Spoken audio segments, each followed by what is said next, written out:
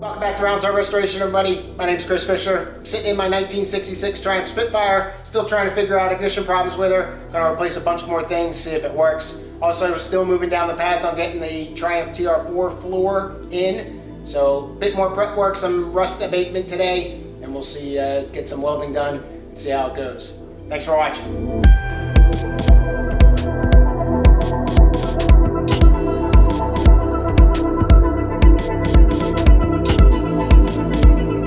As I mentioned at the end of my last video, I was going to cut out the rubber channels here, the pieces of metal that hold the rubber for the door seal. Original TR4s had a two-piece seal. They switched over to a one-piece seal with the TR6s, so I'm going to try to go with the two-piece seal. But I only messed up one spot right up here. I kind of went through into the A-post there, but everything else came out pretty good. So get that all cleaned up, wire brush and everything like that. I've gone through and marked spots where I want to punch more holes. And again, I've got a 3-metal sandwich going on here. So can't weld one in at a time. The top string here of the top flange of the inner sill has got to go on at the same time that the outer sill goes on. So I can get this welded to the floor, but I can't weld this all in and then come back and put in because I'm going to seal that channel, obviously, if I do that. So it's going to still be a little bit tricky. Still don't know what I'm going to do back here with this piece. As far as the fit and the huge gap that's there, you can see again I got those little lines there. I think I might just kind of slowly start to cut that up, just run a cutting wheel up that line and press it and see if I can get that to fit up a little bit. But otherwise, I'm going to pull all this stuff back out, go to town, get some Ospho spread in here, get everything nice and cleaned up, paint the areas that I can paint, but there's going to be a little bit of lull time here as I get more preps. Oh, and the other place I'm concerned with getting some welding holes in is that center of the prop shaft tunnel there, to figure out how I'm going to come at that, because that's got to get welded when not until the thing comes off. So not quite sure I'm going to handle that one yet.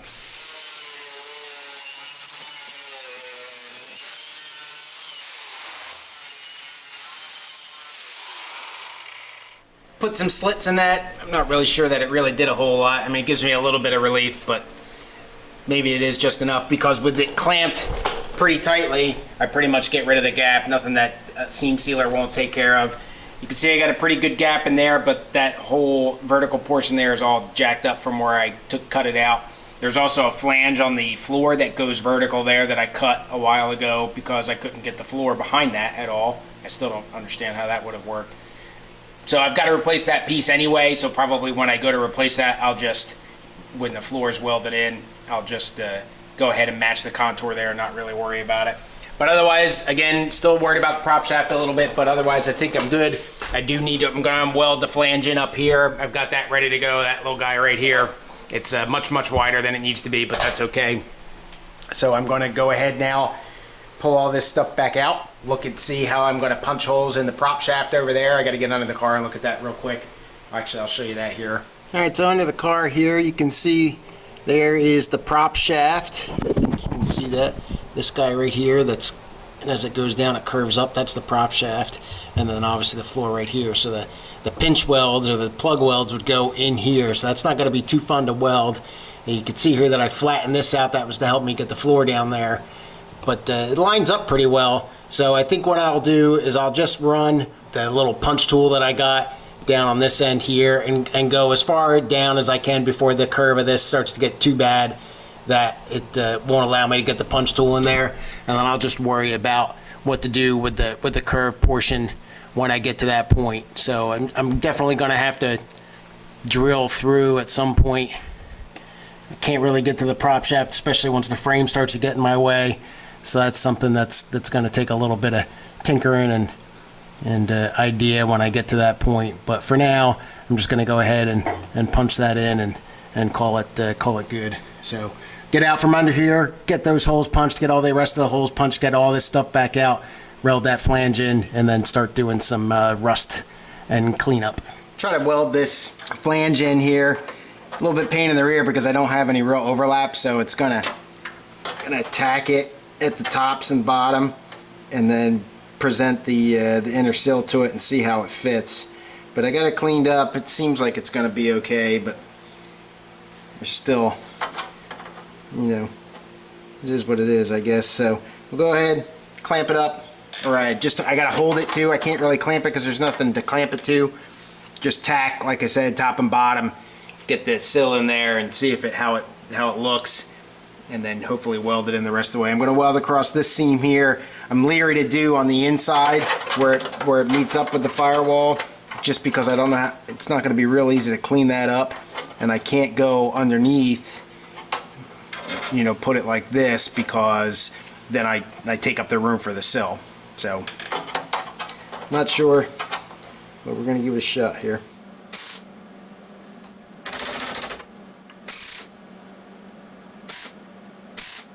Now I guess I did a little bit more than just tack it. So now we'll clean these up real quick and get them kind of flush, and then get the sill in here. This flange unfortunately is way off now. It's a 1/16 of an inch or so, but I think that's in a better spot, so we'll see if I can re-bend that. I might have to go ahead and finish the weld all the way before I try to do that. I don't know how well you can see this, but unfortunately I need to come up quite a ways.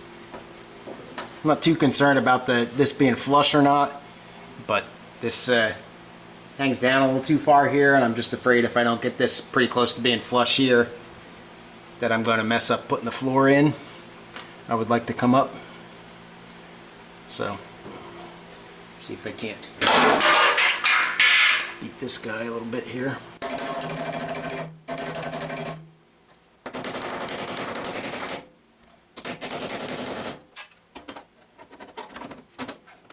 Nah, that doesn't fit too bad now. Comes up, I'm happy with the height of it. Still a little crooked, not quite flush in here, but that's nothing that I don't think I can take care of when I actually go to weld everything in here.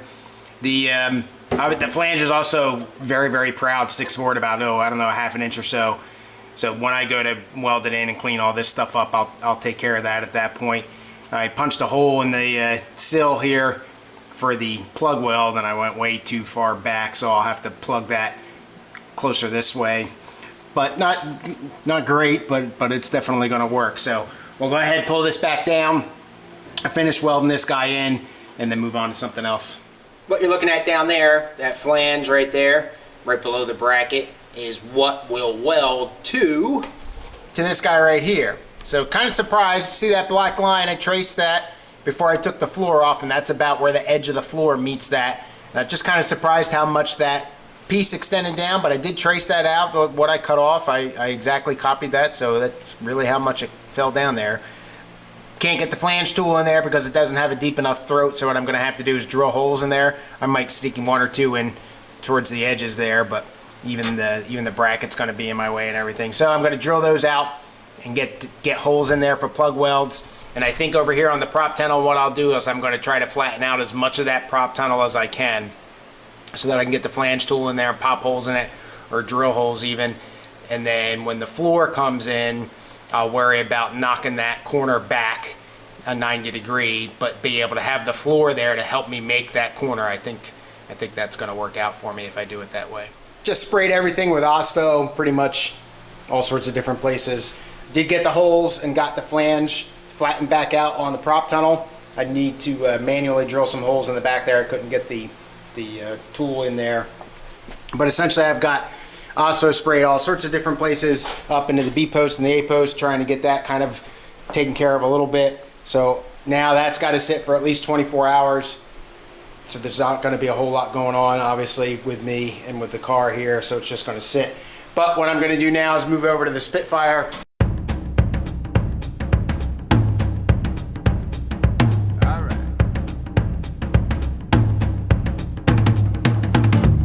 If you've been keeping up with my channel at all, you know that I've got what I think hopefully is an ignition problem. So those little parts you see sitting on the back there is a new coil, a new cap.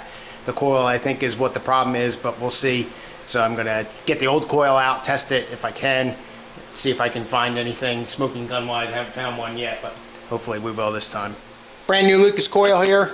Same, essentially the same one that I'm replacing. Sport coil, Lucas Sport.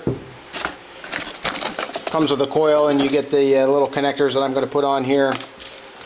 But we'll take resistance of this across the coil, the minor coils, positive and negative. Essentially, should get about 3 ohms other design coils for the later cars. I think the resistance is 1.5 ohm. They have a ballasted ignition system that earlier cars do not. So about 2.9, I think my hand's blocking it. 2.8, 2.9 ohm, you can see that right over my hand.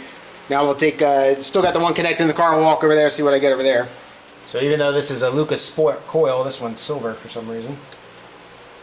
And I'm looking at, alright, well I'm looking at 3 ohms on this guy too, so that doesn't give me a real warm fuzzy that that's what it is. Did a couple things off camera. Got the new coil in there. I also replaced the spark plugs. I've already replaced the condenser, the points, and the rotor. And I did the cap. The only thing I have not done is the spark plug wires, but I did take a resistance on all of them, and they all check out all about the same and all fine. Definitely not an open. So I guess really, you know, to say that the coil was not necessarily still in question is not really true, because all I did was take the resistance across the secondary. I don't know what the primary is doing, especially if the thing heats up. So it could still be the coil. But just as bad as it's running, I expect it to be a common error. And you know, I've said a lot of my electrical stuff, I've always kind of said that it's probably a bad ground somewhere. So I've also looked for that, and I can't find any evidence of not making a ground somewhere in the ignition system. So you can see this big long green wire here.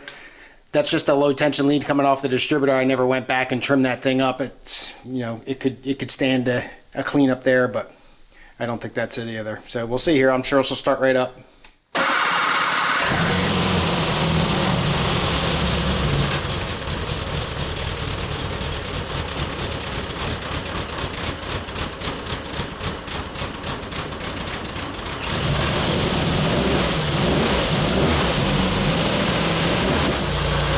Well, I will say she seems a little bit more responsive on the throttle. There's not a hesitation. Probably my mind playing tricks on me, but because I want it to work, obviously. So let it run for a little bit here, and I'll try to get her out.